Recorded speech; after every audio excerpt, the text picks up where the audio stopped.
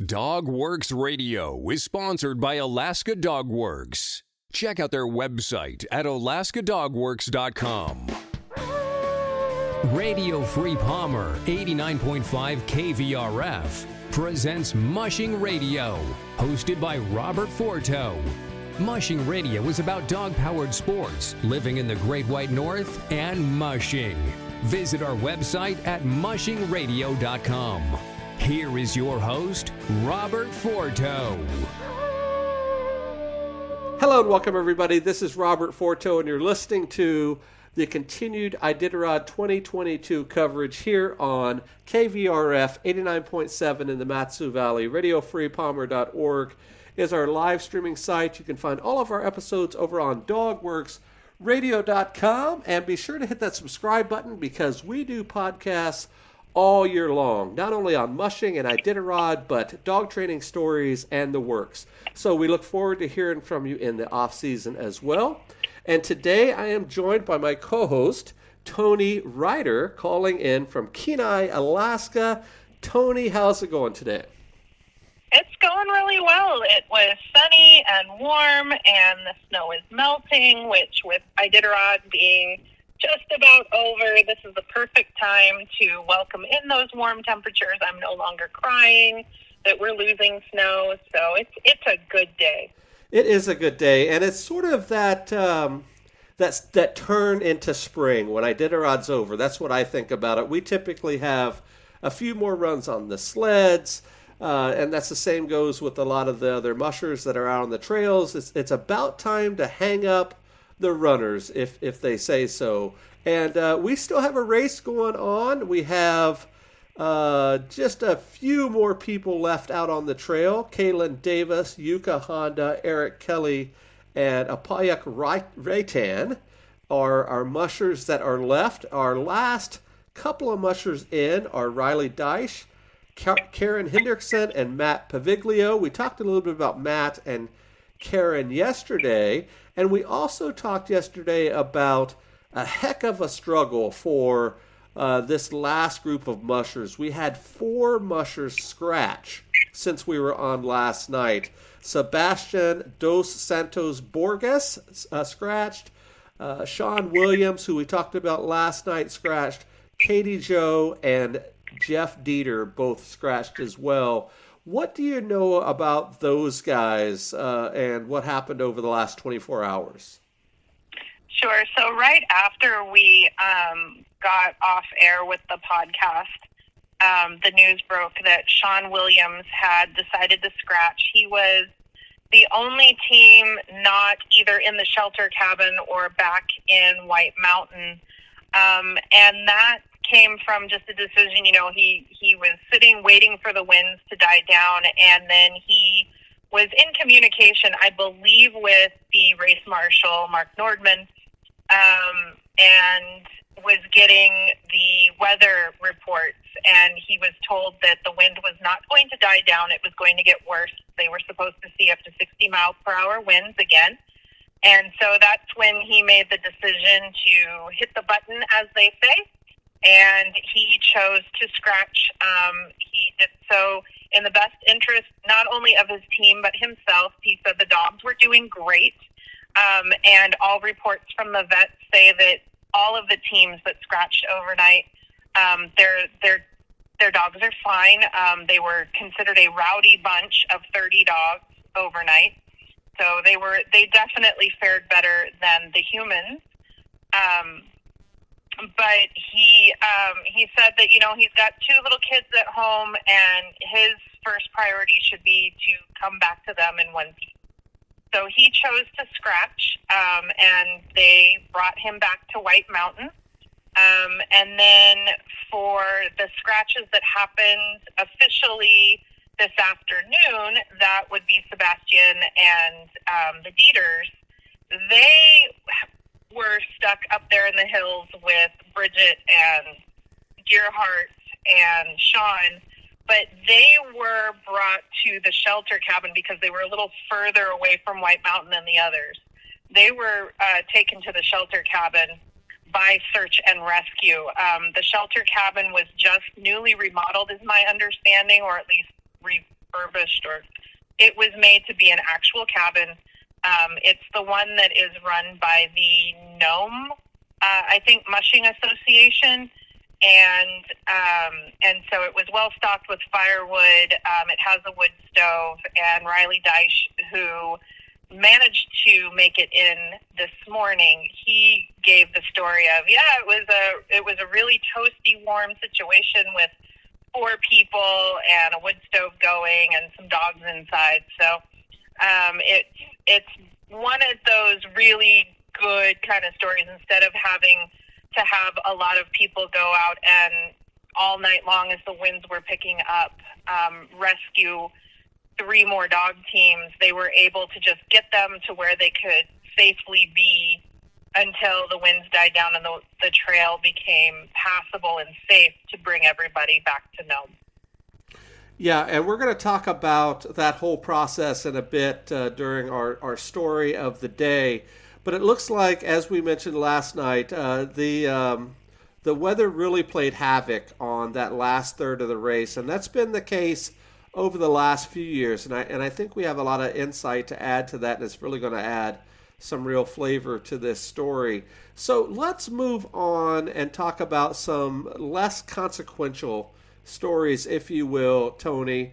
We were talking off air about hotels and things in Nome, and I know the other day we gave the whole rundown of what to expect in Rome, what to expect what to expect in Nome, and the difficulty of getting hotels and the whole 9 yards. And I saw on, I believe it was Facebook this afternoon, one of our mutual social media buddies had a story about their hotel room a couple of years ago. I'm not sure exactly when it was, but she was pretty much booted out of her hotel room for a quote-unquote celebrity of Iditarod. What is the story here? Okay, so, and we didn't get her permission beforehand, but I'm sure she'll love it. We're not going to say her name, but she's well known in the Iditarod fandom. But she and her husband went up to Nome a few years ago, stayed at, of course, the hotel that looks right there on the Burled Arch, and they got in a few days before most everyone else important with Iditarod got there, apparently. And it was, like we said, the room was nothing fancy, but she did say that she had to call down to room service and say, no, you need to actually come clean this room because stuff was left from the previous tenant. And so everything was going fine for a few days, and then they get a frantic knock on the door one day from the hotel manager saying, we have to move you. We have to move you. You are in Mark Nordeman, the race marshal's hotel room. He needs to look down onto the Burled Arch, and this is his room. So they had to be moved for the race marshal. Now, I know I'm pretty sure it wasn't like Mark was demanding it or anything, but that is his room. And so while she would not give the room number, it is. And I know exactly, I don't know the room number, but I know exactly where it is. It's got a little kind of balcony where he can actually go out and look down on the Burled Arch, which, I mean, it's right there, and it's not as big as you think it would be. I was really kind of shocked how small it looked in person compared to pictures. But yeah, so he kind of watches, he's always there underneath the Burled Arch when the teams come in, but he watches from above, I think, waiting until it's time to go down and meet the teams as they come in. So it wasn't necessarily celebrity status as it was white glove treatment for the race marshal. Of course, he had a duty to do there, and he needed that in football. It's sort of like the 50-yard line, 12 rows up, middle seat. That's the seat there, or a luxury box, I guess, at some of these fancier stadiums. But do they still do the emergency horn? What is it, like a foghorn or something like that at every finisher, or have they changed that over the last few years? So they use the tsunami warning siren, which I guess is the same as for those in the lower 48 as a tornado or storm warning siren. And it always catches me off guard the first time I hear it, even when I'm watching here at home, because you just hear it and immediately think head for the hills when you're an Alaska coastal town person. But more recently, they've only done it for, I think, the top 30 teams. This year, they were having trouble getting it started, so both Brent and Dallas did not get the siren, is my understanding, which I think is such a bummer for Brent, with him being the Iditarod champion, not being able to hear that siren as he hit Front Street. But yeah, they signal it once they spot the musher. So about a mile from the finish, when they spot the musher, that's when they hit the siren so that everyone in town has time to book it down to Front Street, or at least, somewhere along that trail as he comes up off the beach and onto the street. And it became an issue. Some people complained because it would go off day or night. It didn't matter what time. And when we had the bigger rosters of 60 and 70 mushers, that was a lot of sirens going off in the middle of the night. And so they truncated it to 30. But I'm pretty sure in 20 it went off for every team. And it sounded like every team in the back half has gotten the siren this year. So I don't know if that's just making up for the fact that they didn't get the siren for the last few, or just because there's only, I think, 40 or 39 teams now still in the race, that, they just said, well, we might as well. It's just a few more. And when they're doing that, you mentioned when they come off the beach there, then on to Front Street, and it's about a mile or so. So that's about somewhere between 6 to 10 to 12 minutes or so to get everybody out there. And depending on the year and really depending on the musher is who comes out. Of course, in the first group of mushers, there's a heck of a lot of people there in terms of fans. And then as they, unfortunately, this is how it is in every sled dog race, the lower you go down in rankings, the less people were there. And Toni, I don't know how many times in my mushing career I have been last or next to last, and the only one standing there is my wife, Michelle, and sometimes even the race marshal or the veterinarian or whoever else is either up at the bar if it's finishing at like a roadhouse or something, or they're sitting there in their car with their clipboard. And I have come into a race many a times with just one person clapping, and that's the most important clap in the world is your family being there, whether you're first or last. It's just awesome to see them there. But in this case, of course, we typically have a lot more people there that come out, but there are people that are required to be there. We talked about Mark Nordman, the race marshal, who comes down from his hotel room no matter the hour, whether it's 3 a.m. or 2 p.m. or whatever, to do his duties. And then, of course, you have the veterinarian and then the media, the insider folks or whoever that is there, and then whatever fans that are there. Can you tell us a little bit about what happens when they cross under the arch there? It's not, they run under it, they get checked, and then that's it. There's still a process that has to happen, isn't there? There is, and for Iditarod, it is a little different than some of the smaller races. But they normally announce whoever is coming up the chute. They have an announcer who also works as the official checker in. So they have to go through and double check and make sure that all of the required equipment is in the sled bag, or at least with the musher. Some of that includes like an axe, dog food for the dogs, dog booties for the dogs. They have to have their vet book, snowshoes, that type of stuff. They also have promotional items, which this year I believe is just trail mail that gets sent down to different classrooms that have ordered trail mail from Iditarod. It'll get mailed straight from Nome and go back to the classrooms all over the world. So you've got the checker in, then they also have to record the official time that the musher has come off of the race, and the musher has to sign that clipboard.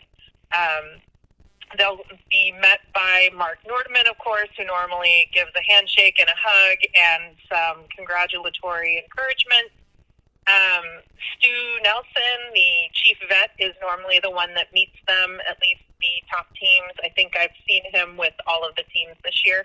And he, there are other vets too, but he's there and he's checking out every dog, making sure everything's okay, that there's nothing that needs to be taken care of right that moment. And then normally the checker-in person, who also has that microphone that announces who's in the chute, they then give the musher a few minutes to speak on some of the stuff that happened on the trail. Sometimes the person with the microphone will actually ask them questions to prompt a story.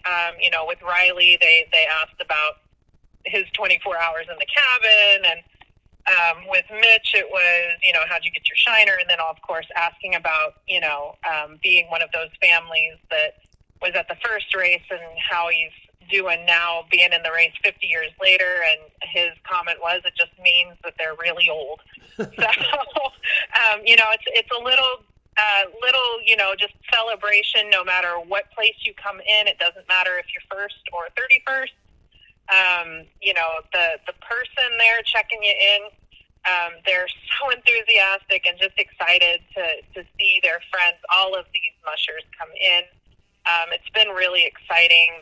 The person doing the announcing this year, she has gone out of her way to give as much information as possible. So kudos to her. I thought I knew who it was, but I was told that I was wrong. So I don't know who it is, but whoever it is, she's doing an amazing job.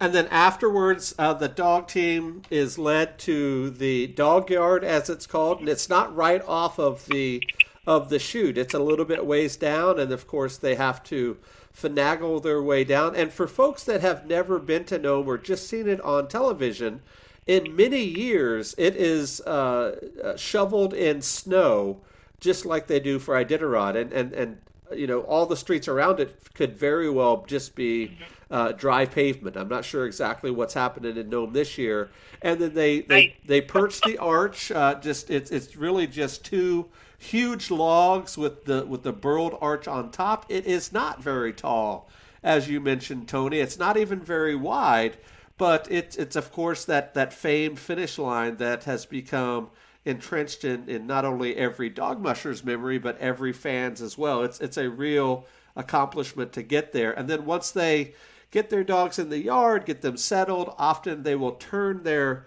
care over to their handlers, of course, if they have them, and then they hopefully will go in and get some much needed rest and a meal.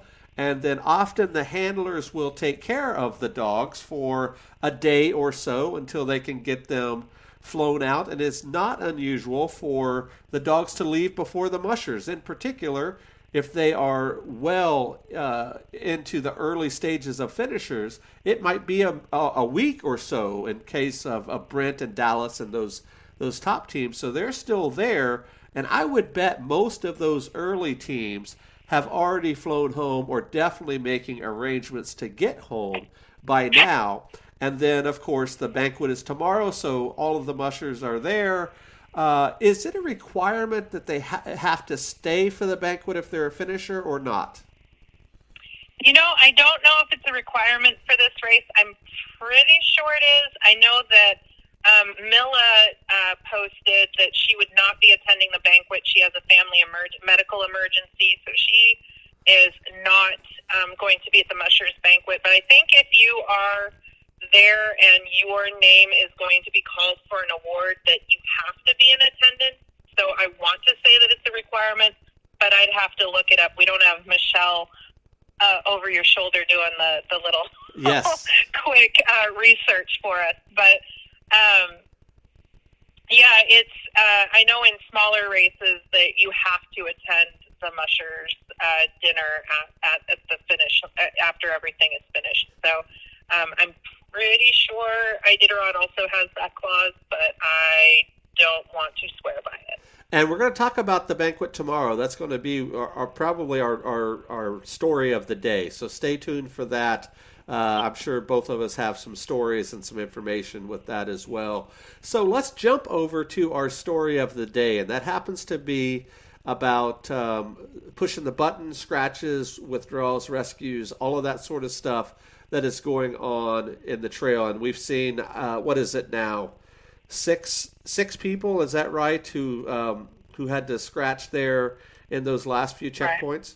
So yeah, we're at a pretty good number there, and that has become increasingly more common. And if you have not had a chance, there's a story that I read this morning in the Anchorage Daily News, and it's about a musher from 2020. His name was Sean Underwood. He was running Jeff King's team at the very last minute, and he made it almost all the way to safety. I think he said it was 37 miles out, and he came upon lake-size, as he says, lake-size overflow there in that area of the trail, and he just knew that he could not go any further, and he still thinks about it every single day. Here we are 2 years later, and he's still thinking about it, of course, with that story. But it is a very good description of what these guys are going through out on the trail. And I know we talked about Matt Failer and how he had to be extradited by helicopter, and, of course, a bunch of these guys today. And that is a story in and of itself. And before we talk about what happens, I saw a story this morning about one of our fans. It may be the same one we talked about with the hotel, I don't recall, who was scheduled to fly out to Nome on a helicopter. And that's kind of a tour package that you can do. You can, book this flight and fly out to safety and, hang out there at the checkpoint. There's a roadhouse there or a bar, and, world famous in Iditarod lore, of course. And they said, nope, you can't go. Or actually, they flew them out there, but they could not land because of the windstorm that was going on. So they flew the guests back, and then as soon as they dropped them off, that helicopter immediately had to get back up in the air to go pick up. It was either Bridget or who was the other one yesterday?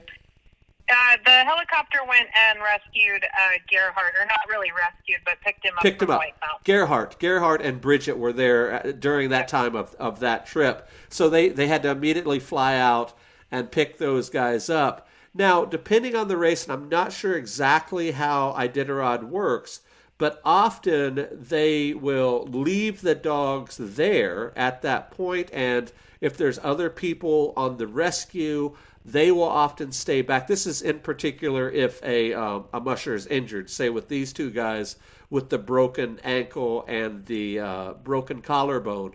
They would leave the dogs there with a handler or something. They would fly those guys back to the checkpoint. I believe did they fly those guys to Nome or to White Mountain?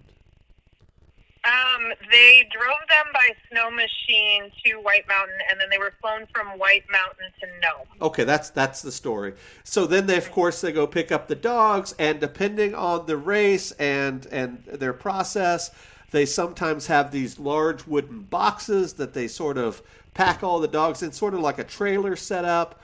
Or in this case, I saw a really cool vehicle. It looks like sort of a hybrid of a van and a truck with those fancy tracks on it. I guess that was what they used to go out there and pick up the dogs. And they just kind of pack them up en masse. Hopefully, most of the dogs get along. Some dogs are not as friendly as others, so you have to be very careful with that. And of course, often those crews do not know what's going on with those dogs at all times, so they have to be very careful. But usually they get along okay. And then they deliver those dogs back to either the musher or to the handlers in case of the ones that went to the hospital, the mushers that is. And then they, of course, are officially scratched at that point. Now, let's talk about why it takes so long. And that's an important story to tell in any type of mushing race. So we've talked a lot about the trackers and pushing the button, as they say.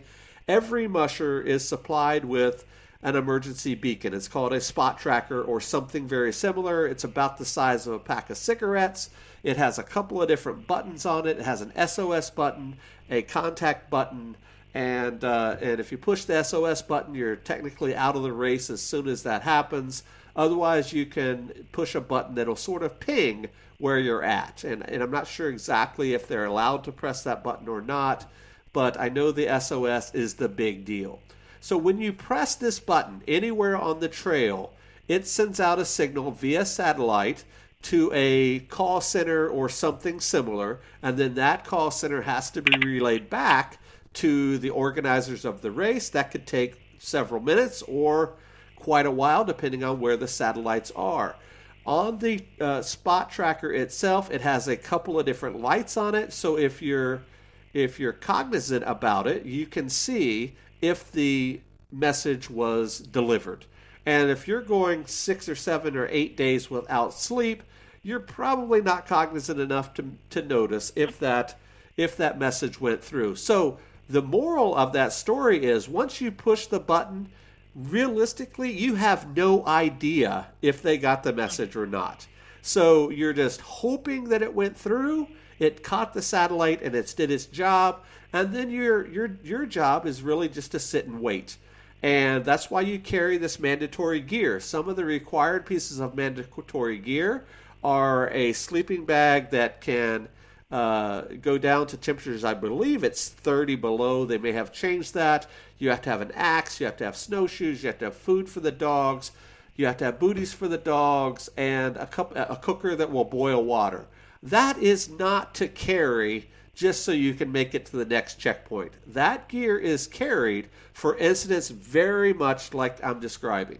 It's if you have to hunker down for 6, 8, 10, 12 hours, in some of these guys' case, you have to be able to not only take care of yourself, but take care of your dogs. And that is key, because most mushers will travel as light as possible if they know that their next checkpoint has whatever gear or food that they're trying to make it down the trail. But you're required to have a certain amount of dog food on your sled at all times for incidents like this. So if it's going to be many hours in a major windstorm, you hunker down and hope for the best. And we've heard stories upon stories of incidents out on the trail about mushers staying there for many, many hours. We heard about several years ago that I know you've mentioned, Toni, about Allie and Jeff at this sort of point in the race where they were caught in the windstorm. We heard about Matt Failer. We heard about all sorts of stories. We heard the story about Hugh Neff, and I don't remember exactly when that was, but he pressed the button. I believe it was in Golovin, so a little bit further back in the race, and it was one of these crazy storms. He crawled into his sled bag, zipped up his sleeping bag, and prepared for the worst, because you just don't know how long it's going to take. Now, the question is, why does it take so long? First off, you have to send that message out. It has to get up. It has to get back down. They have to be notified. They have to alert people, whether it's people on snow machines or helicopters or the National Guard or search and rescue or whomever. That is a process of itself. But if they have to go after a helicopter or the National Guard or something, obviously those people aren't just sitting there by the phone hoping that a call never comes in. But if it does, they have to deploy those services, and of course that takes time. It is not going to happen in an hour or maybe even 2 or 3 hours. So it is not uncommon where these folks have pressed the button, 8 or 10 hours before they come out. In other parts of the race, or in areas where there are checkpoints closer, often they will get pinged. They will contact the appropriate personnel. There will be a snow machine or two that zips out, picks up the dog team, picks up the musher, turns around, hauls back to the next checkpoint, and so on. But in any type of risk management or emergency management system, you always take care of yourself before you take care of someone else. Sort of rule of emergency or risk management says you cannot do anything if you're already in danger yourself. So it's always self-protection first, and then of course once you're able to assess that situation and you can get out there, you put the client, I guess they would be at that point, in that role of being rescued. So you always are thinking about your safety first before them. And I know a lot of people don't want to hear that, but that happens in every type of emergency situation. It happens on the airlines. You guys hear it all the time. Make sure you put the mask on yourself before you put it on the kid sitting next to you. Why? Because you can't help out the kid if you're passed out on the airplane from lack of oxygen. It's the same exact reasoning behind this. So that's a long-winded reason why these things take so long, or sort of the process of it. What did I miss, or what can you add, Toni? Sure. So I just want to give, like in the case of what happened yesterday with Gerhardt and Bridget and then Sean, a lot of people were asking, well, why if they punched it so early did it take so long? Part of it was, like you said, just the time to relay the information back and forth, but also because you're looking at 45 to 50 mile an hour wind gusts. And so getting there took time. Once they got there, Gerhardt had already made his way back to White Mountain via a local snow machiner. I believe he said it was the town dentist was actually out there, and he waved him down, and they went and pulled his team, he said he put all of the team in the sled bag. So that means he dumped all of the required stuff that he wasn't going to need, because he was going to have this guy tow his dogs back to White Mountain. But they realized that Bridget was also in need of assistance, and they were actually very close together, unlike the story that we had been told yesterday from this guy who rescued them. But he knew of a spot that was a little more sheltered for the dogs.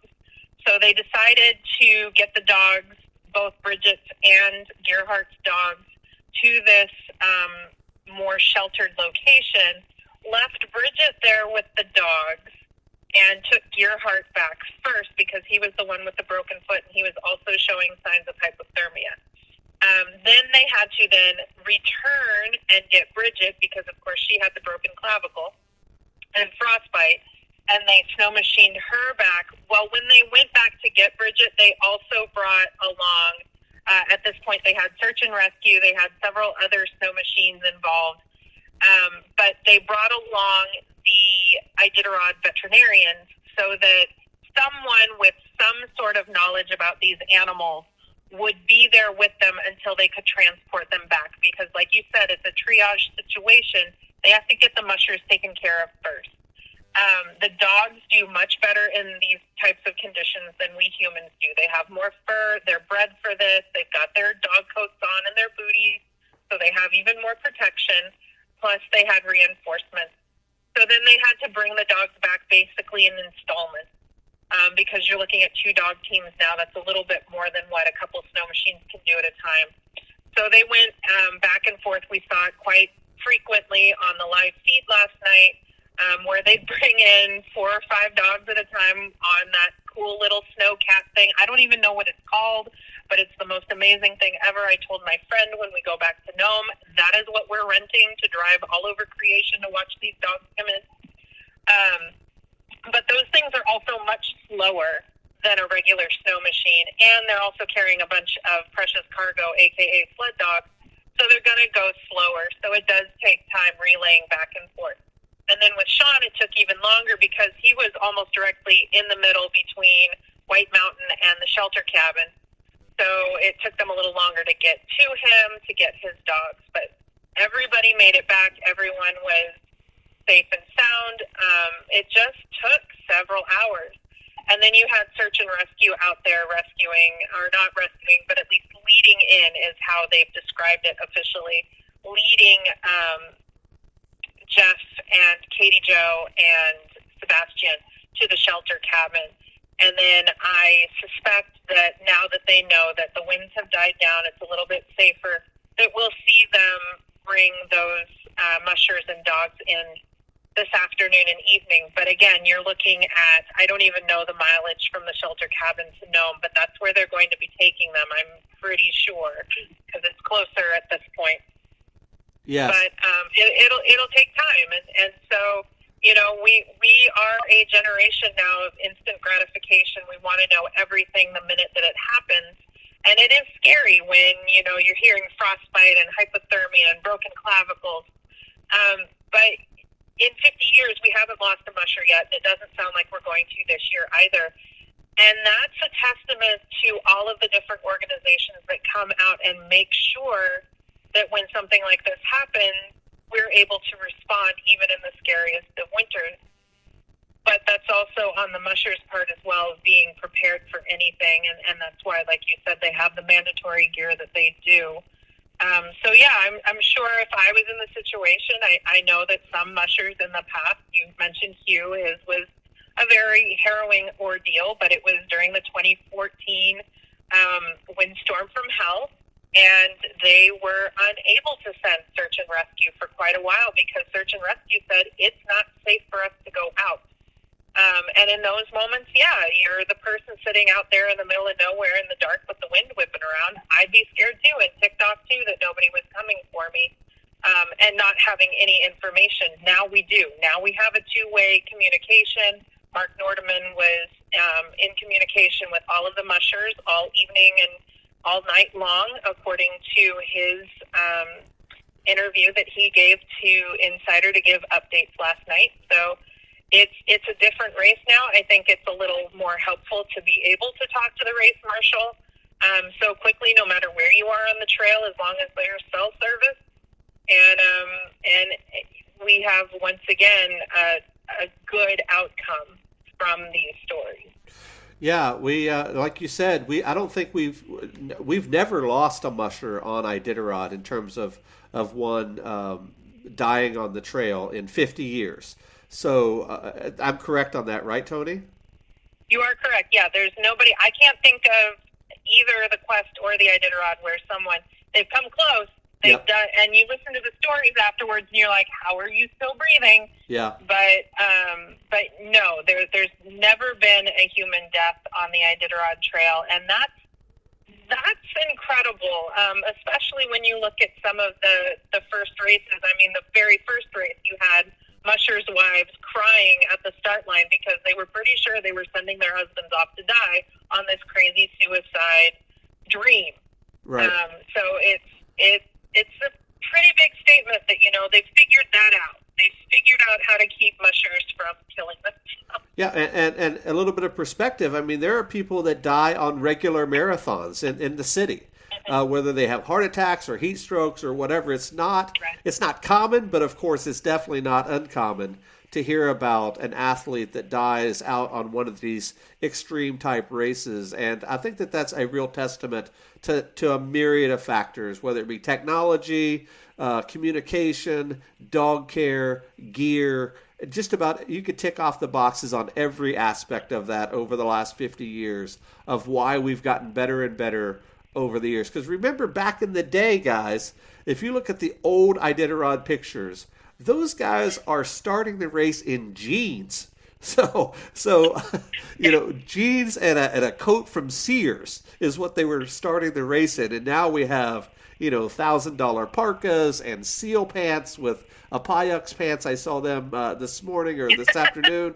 That's the advent of gear just for the people, and of course, dog genetics and the whole nine yards. Entirely different breed of sled dog now compared to how they were back in the day. Some say better, some say worse in terms of the genetics. That's an argument for another day, of course, but just every aspect of that shows why we haven't had a lot of loss. And I guess if you're a tap on wood type person, it's good to tap on wood here right now. Here we are probably in the last day and a half of the race, and we haven't had any dog deaths. And I think that that's an important thing to note here because... Don't jinx it. I know. Don't jinx it. That's why they don't even brag about it until the I know. banquet. But what that's saying, Toni, is that goes right back to dog care and why you almost always hear the people that scratch will say, in the best interest of the dogs. That's sort of the common response because the dog care is put at such a premium now because of these various factors. They want to make sure that the dogs are happy and healthy, getting to Nome without any real issue, and of course get there as swiftly as possible. And if that means scratching, I know it's a tough thing to do, to press the button or to scratch on any race. It's not something that anybody wants to do. And as we mentioned in the top of this story that we told with Sean Williams, he will be probably one of the first ones to say, hey, I was looking out for my dogs. It wasn't that belt buckle. It wasn't me getting to Nome and all of that. Of course, that was on his mind. But I think more than anything, it was making sure that those dogs were okay. And that's what's important. Do you agree? Oh, completely, 100%. Gearhart was saying in his insider interview right before I came out to do the podcast was, that at that point, because Greg Heister asked him what he thought about, not crossing underneath the burled arch, and he said, at this point, my dogs are here, and that's all that matters. Right. And that's for someone who is running someone else's dogs, who, yes, has been training with these dogs and knows them very well. But those aren't the dogs that he's, raised from puppyhood or anything like that. He's running somebody else's puppy team who's going to take them in a year or two underneath that burled arch, hopefully. And so it's, it's an emotional thing. This is something that he could have totally let ego take over. But he didn't, and that's the key thing. And Danny Seavey said it a few years ago, for those that are in the money, if you're having to do this for the money, then you shouldn't be doing this. It should always, always, always be about the dogs. And that's the important thing, and that's why you see so many of these teams, choose to stay more hours at a checkpoint than they need to, or not need to, but that are required of them. We've seen that a lot this year where they stayed longer than the 8 hours in White Mountain. Not just the Final Four who had to because Mark Nordeman said you can't go until the winds die down. Right. But, Riley Deitch was one. Jeff Dieter was one all the way through from cripple on. And it's because the dogs were not in a position where they could push them further than what the dogs needed to be able to do what they're doing. It's always, always about the dogs. And when you have to push the button or tap out or however you want to call it, it's an emotional thing. It's why, the Iditarod does the bare minimum and say it's in the best interest of their team. Because after that, it means the musher needs time to be able to process everything. The dogs are fine after a few hours or even that day. They don't realize that, we were supposed to keep going. This is a failure?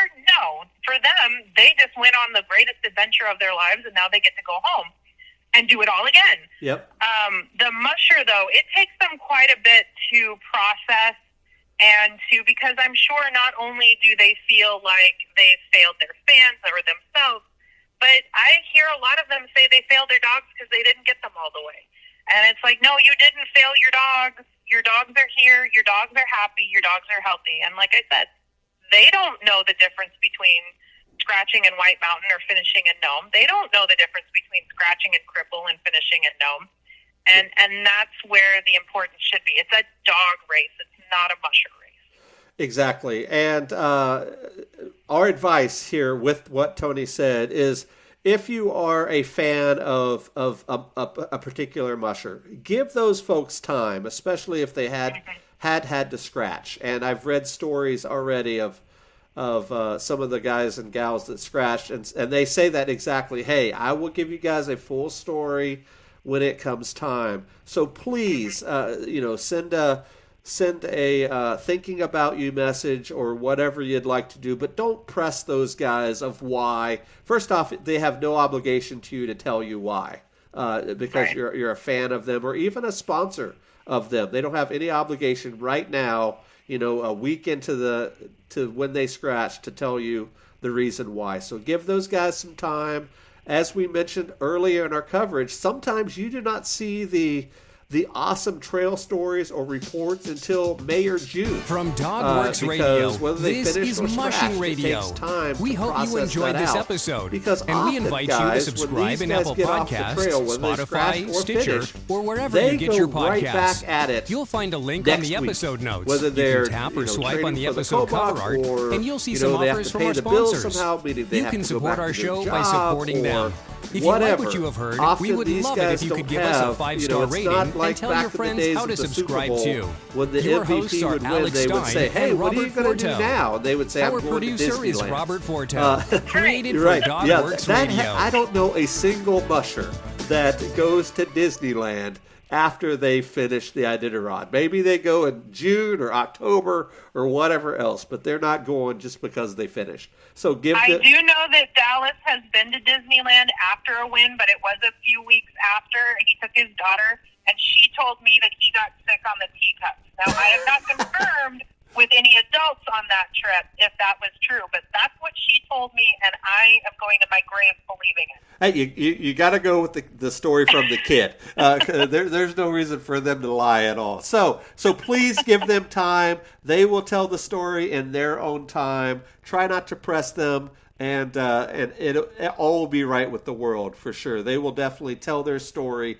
when they're up for it. So we've definitely ran long. The people on YouTube, Toni, are loving these long episodes. We have a follower in Australia that told us on our YouTube comment, "I don't care how long you guys talk, keep it going because the good stuff happens at the end." Now, that is the opposite of every other podcast or every other video on YouTube. You want to hear the nuggets at the beginning and you're ready to get out. With us, we tell the good stuff at the end, and I think that's what separates us from the rest. But anyway, we still have a couple of pieces of business tonight, and that is to talk about our Musher profile of the day. Today we're talking about Riley Deich, I believe is how you pronounce it. And he is, as we said yesterday, one of the up-and-coming mushers in Iditarod. I had him on my show right after he ran his first Iditarod, or was just getting ready to run his first Iditarod in 2020. I believe he scratched on that race and then ran in 2021, which was the modified race that went up and back. But he is an Iditarod finisher. His website is darkhorseSledDogs.com.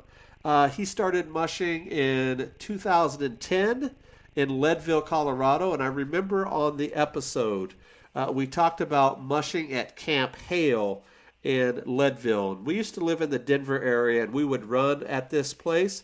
It is running your dogs at 10,000 feet. So think about going from, dang near sea level up to run at a race at 10,000 feet. Not only are you winded at that altitude, but your dogs are as well. So he got his start there in Leadville when he was attending college to explore outdoor recreation. He moved to Alaska in 2013 to work for Alaska Icefield Expeditions, and a lot of mushers have started at that very company there. I believe that's one of the tour operations there down in the Juneau area, so running tours in the off season.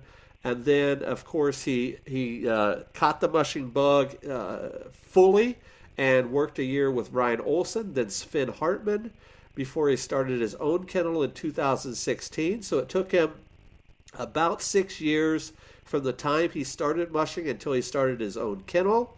And then it took him till 2020 to get to the starting line. So that's a long time.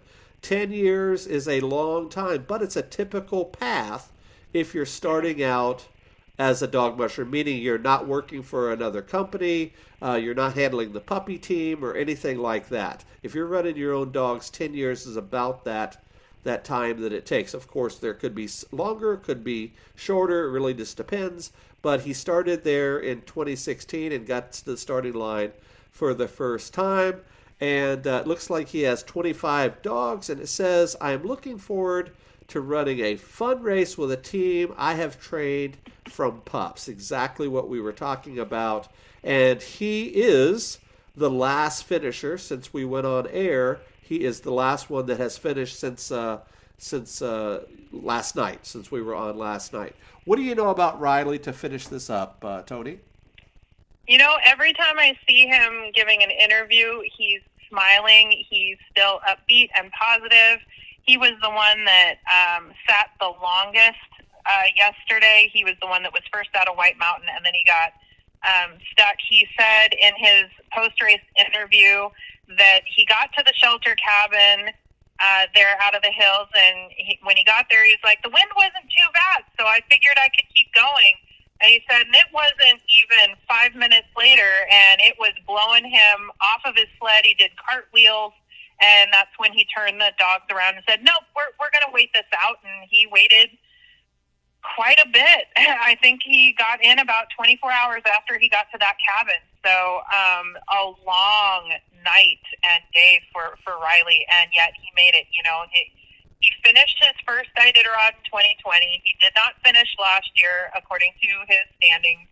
So I'm sure that, you know, sitting in that cabin, that was playing heavily on his mind of being so close and yet possibly not finishing. So for him to come in this morning around, I think it was 10:50 this morning, I'm sure was a huge relief for him. You know, and like you said, you know, he's not one that ran somebody's puppy team or was part of a puppy team program. He went from learning from a couple of very well-known and distinguished mushers in their own right, and then he branched off on his own. And that's commendable. You don't see that a lot of the time. You normally see someone being mentored for a long time and being content with running puppy teams. But he seems to be in it for the long haul and to become maybe the next generation of Iditarod musher. So that's really positive. And then hearing Sven Haltman's name is just, I miss watching him run Iditarod. He needs to come back, totally aside from Riley. But I just need to put it out there. I don't know that he listens to our podcast, but if he does, that's my request. Very good. And I'm looking at Riley's website right now, darkhorseSledDogs.com. And I should have mentioned this when I was giving my commentary, but it says here on his front page that his grandma passed away in 2005 after 2 years of battling ALS, and that's Lou Gehrig's disease. That's a terrible disease that currently has no cure and a life expectancy of 2 to 5 years. As an annual Iditarod musher, I have a platform, and I want to use that to help fund research towards a cure and towards access and care for all of those experiencing ALS. This is something we can work together on to make a difference, even if it's just a small bit at a time. And then he has a button that I'm sure that you can donate to. So this is pretty common with a lot of Iditarod mushers, that they have a cause that they're mushing for, either for somebody like Riley for their grandmother, or cancer in Matt Plaviglio's case with his mom that recently passed away. There are other issues. I remember one year a musher was sponsored or supported by the census, if you remember that, Toni, and all things in between.